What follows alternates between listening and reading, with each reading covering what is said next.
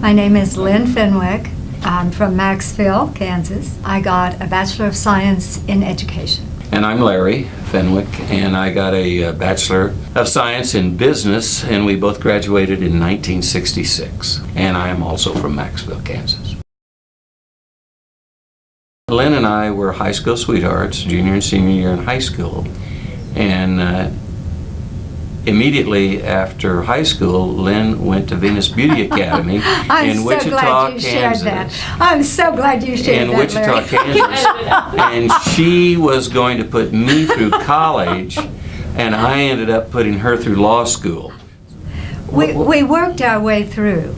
My parents gave me $150 a semester, which at that time paid our tuition and bought used books for me.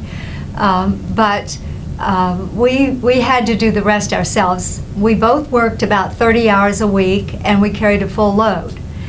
And we had to come home from work at the end of the day, and that's when we had to do our studying and prepare for the next day. And so we had fun, but we didn't have a lot of college memories that had to do with being in a sorority or a fraternity or fun jokes in the dorm. That was not it. We got married at Christmas time, but I started then in the spring semester. And I had to carry enough of a load for me to be able to graduate at the same time he did, because we knew that he was going to be in the military, and I wanted to go with him wherever it was if I could. So the thing that we had were activity tickets. So we went to the basketball games, we went to the football games, and we went to the programs that were brought. Ferrati and Teicher were a pair of dueling piano players, and I remember we saw them. We decided, with our family's kind of input, that we would buy a used trailer, which at the time on the campus of Fort Hays State was a trailer park called Hackberry, and it was to the south here where the old Wiest Hall was blown down, I believe, next to married student apartments. And so our freshman year in college, our trailer was parked there, and the campus and the university decided it was unsightly, which it probably was. They didn't say that. They said they needed it to build on. And it took them 50 years to build a new place.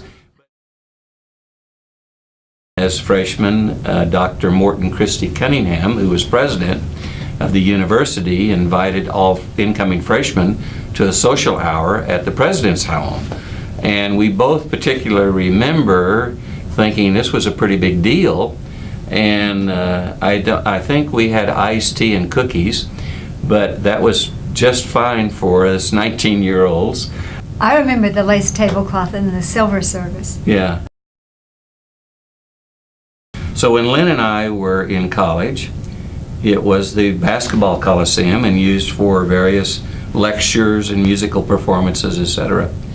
When we came back to campus and started being involved with the future of the encore series of the Wizard of Oz performance, I had a lot of reservations because I wanted to remember the Coliseum.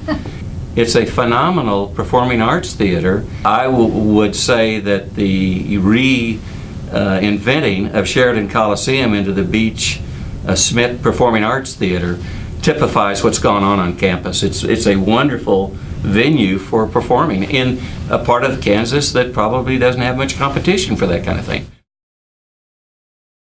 I loved that library. I loved the arch of the library room. They had this beautiful ceiling, and it made me feel like it was a traditional school like Harvard or Yale. I sort of wish that they had built the new library in a time where not quite so modern, a little more traditional was in vogue, but it also represents that they were thinking modern and forward thinking, and that's how the new Forsyth was designed. And I see those buildings that were respected enough to refurbish them as a reminder to students that this is a modern, progressive university, but we respect the past as well. Fort Hays State gave us a good grounding, a good way to begin, and I would encourage people, as he has, to dream big.